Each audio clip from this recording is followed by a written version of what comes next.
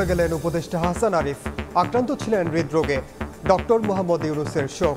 মিশর থেকে ফিরেই ছুটে গেলেন হাসপাতালে। কিছুক্ষণ পর ধানমন্ডিতে প্রথম নামাজে জানাজা। কাল মরদেহ নেওয়া হবে হাইকোর্ট প্রাঙ্গণে। আগামীকাল সকাল 11টায় হাইকোর্ট প্রাঙ্গণে ওনার দ্বিতীয় জানাজাটা হবে।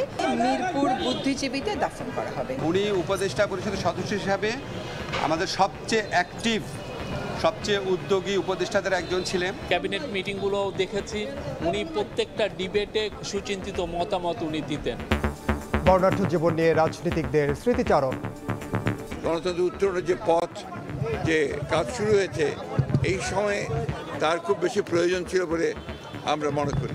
উপদেষ্টা হিসাবে তিনি এই পদে আসার পরে, দায়িত্বে আসার পরে আমরা একসাথে অনেক সময় বসেছি, কথা বলেছি। তাকে মনে হয়েছে যে একজন খাঁটি দেশপ্রেমিক মানুষ উনি। দেখছিলেন প্রধান শিরোনাম। সন্ধ্যার সময় সঙ্গে আছি আমি ওমর ইনান।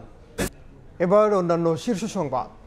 অভ্যুত্থানে গণহত্যার বিচার করতে না পারলে তা হবে অন্তর্বর্তী সরকারের বড় ব্যর্থতা বললেন সার্জিস।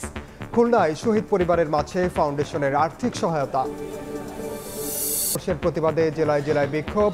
সরকারকে ব্যর্থ করতে চায় ফ্যাসিবাদের দোসররা। অভিযোগ হেফাজতের সাদপন্থীদের প্রতিহতের ঘোষণা।